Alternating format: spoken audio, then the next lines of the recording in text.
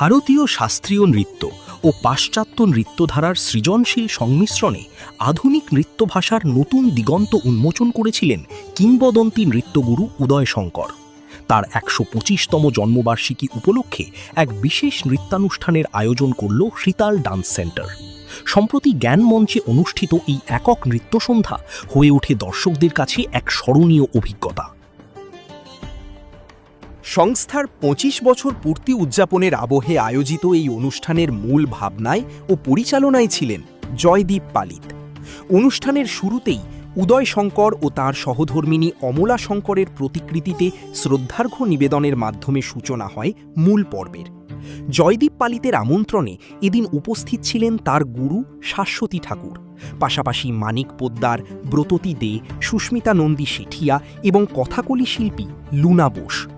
নৃত্যের মাধুর্য, ভাবনার গভীরতা ও মননশীল উপস্থাপনায় ভরপুর এই আয়োজন দর্শকদের মন ছুঁয়ে যায়।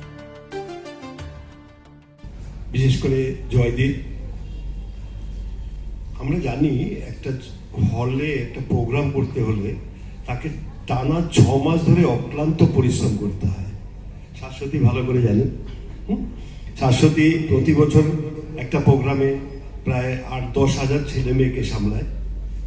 আমরা একটা সময় সামলিয়েছি সৌভাগ্যক্রমে।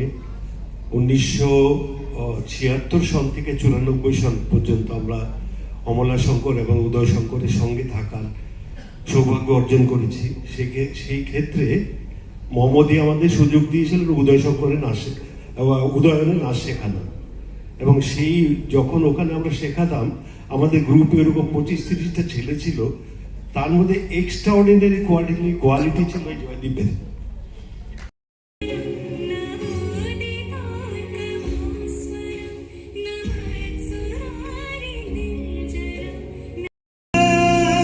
আমরা তখন প্রেমে পড়ব, মনে থাকবে বুকের মধ্যে মস্ত বড় ছাদ থাকবে, শীতল পাটি বিছিয়ে দেব, সন্ধে হলে বসবো দুজন, একটা দুটো বসবে তারা। হঠাৎ তোমার চোখের পাতায় তারার চোখের জল গড়াবে, কান্ত কবির গান গাইবে, আমি তখন চুপটি করে দু চোখ ভরে থাকবো যে কথা সদাই ধ্যানে চাহে মেঘ পানে, না চলে নয়ান তারা, বিরতি আহারে রাঙা বাস পরে, যে মতো যোগিনী পারা। আমি এটা অ্যানাউন্স করেছিলাম যে এরকম আমি একটা ফেস্টিভ্যাল করতে চলেছি, সেটা যতদূর সম্ভব ডিসেম্বরে 2025। তারপর থেকেই ছেলে মেয়েরা প্রত্যেকে নিজেদের মনেই কনসেপ্ট ভাবা, মিউজিক ভাবা, কি কস্টিউম হবে, এটা অনেক দিনের প্রিপারেশন।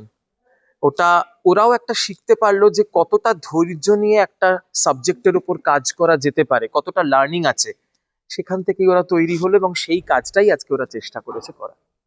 দেখুন, আমি সবসময় মনে করি যে একজন নৃত্যশিল্পী হোক, একজন গায়ক হোক, কিংবা একজন বাচিক শিল্পী হোক, কিংবা যিনি রিসাইটেশন করছেন, প্রত্যেকেরই এই স্টেজটা পাওয়াটা খুব দরকার। এবং এই স্টেজটা পেতে গেলে যে পরিশ্রম দিনের পর দিন এবং যে ধৈর্যটা ধরে থাকতে হয়, সেইটা কিন্তু আজকালকার দিনে এখনকার জেনারেশন আমি বলবো অতটা করে উঠতে পারছে না, কারণ প্রচুর অপশনস তাদের রয়েছে।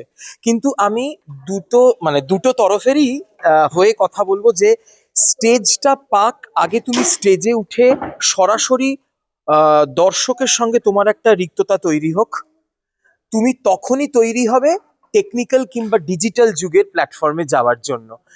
রুটটা আমাদের ধরে রাখতে হবে, রুট না থাকলে আমরা তো এই ডিজিটাল যুগে আমরা এগোতে পারবো না, আমরা মডার্নাইজেশনটা নিতে পারবো না, অ্যাকসেপ্ট করতে পারবো না। তো আমার এখানেই বক্তব্য যে আগে স্টেজের জন্য একজন শিক্ষক হিসেবে আমি বলবো প্রচুর প্রচুর অনুশীলন এবং প্রচন্ডভাবে ধৈর্য ধরতে হবে। ফলের আশা করলে চলবে না, আজকে শিখে কালকেই আমি ফল পাবো, এটা কখনোই আশা করা যায় না। তারপরে প্ল্যাটফর্ম নেওয়ার পরে তারপরে তুমি ভাবো যে আমি কিভাবে কন্টেম্পোরারি যুগে আমি যুগের সঙ্গে তাল মিলিয়ে কিভাবে চলবো, আমি কতটা মডার্ন হতে পারবো। কারণ তোমার যদি রুটটা না স্ট্রং থাকে তাহলে তুমি এইগুলোও করতে পারবে না। তাই দুটোই আমাদের দরকার। উদয় শঙ্কর স্টাইল যেটাকে বলা হয়, এই উদয় শঙ্কর যে নৃত্য ভাবনা করেছিলেন সেই নৃত্য শৈলীটাকেই বজায় রেখে যাওয়ার চেষ্টা যারা করছেন, জয়দীপ পালিত তাদের মধ্যেই একজন।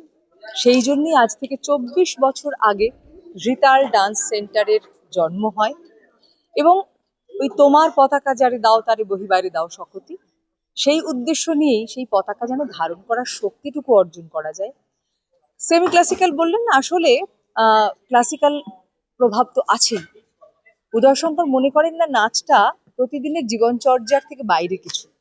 ওর ভাবনাটাই ছিল যে যে কেউ নাচ তৈরি করতে পারে, শৈল্পিক বোধটা থাকতে হবে। এবং তিনি কিন্তু বলেননি যে একেবারে হুবহু তাকে অনুকরণ করে যেতে হবে, অনুসরণে থাকবেন তিনি, কিন্তু ভাবনাটা যেন প্রত্যেক শিল্পীর নিজস্ব হয়। তাই এটা সৃজনশীল নৃত্যের মধ্যে পড়ে, শঙ্কর স্টাইলের নাচগুলো। জয়দীপ পালিত এটাই ভেবেছেন যে এই উদয় শঙ্করের নৃত্য শৈলীর ভাবনার একটা ধারাবাহিকতা থাকুক, এটার চর্চাটা চলতে থাকুক। আজ উদয় শঙ্কর, অমলা শঙ্কর শরীরে নেই, মমতা শঙ্কর, তনুশ্রী শঙ্কররা যেটা করেছেন, আরো তো পরবর্তী প্রজন্মকেও তৈরি হতে হবে। যতটা নিষ্ঠার সঙ্গে, যতটা অধ্যবসায়ের সঙ্গে, যতটা শৈল্পিক ভাবনা এবং তাঁদের চিন্তাধারাকে মাথায় রেখে এগোনো যায়, তারই নিত্য চর্চা চলে এই রিতাল ডান্স সেন্টারে।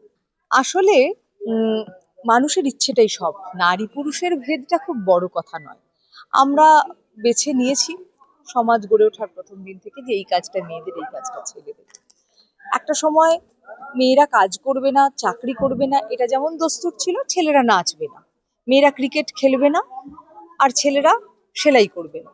কিন্তু পরে তো আমরা দেখেছি সব মিলেমিশে একাকার হয়েছে, ছেলে মেয়েদের বিভাজন করা যায় না। কিন্তু এই যে কতগুলো শব্দ তো রয়ে গেছে, ছেলেরা মেয়েলি হয়ে যাচ্ছে, নাচলে বোধ হয় পৌরুষের ঘাটতি হয়ে যায়। আপনারা আজকে দেখেছেন যে সেটা হয় না, উদয় শঙ্করেরও হয়নি, আজকে যারা নাচলো তাদেরও হয়নি, জয়দীপেরও হয়নি, বিধানেরও হয়নি। রিতালের ভাবনা চিন্তা বলতে এবছর উদয় শঙ্করকে নিয়ে নানান রকম বারবার পদক্ষেপ করা হবে, বিভিন্ন জায়গায় অনুষ্ঠান হবে।